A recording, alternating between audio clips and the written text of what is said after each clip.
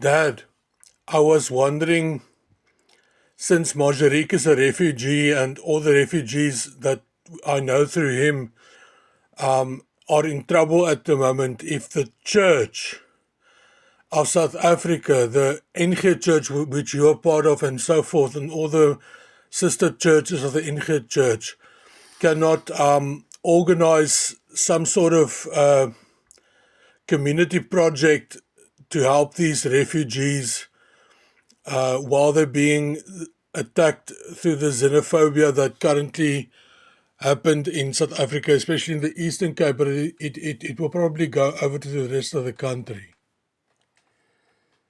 Good day, Marjorique.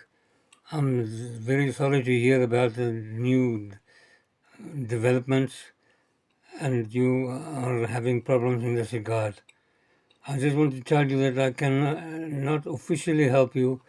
Of course, we are interested in you for your friendship, but I cannot, through the church, organize anything because I'm not actively involved in the church anymore. We pray for you and hope that everything will work out to your best. Good day. So, Marjorique, since my dad is retired, he's not even an active preacher anymore. He officially he can't preach anymore. He's too old for that, and he's not educating students every day anymore. So it's very difficult to get something organized. Shalom.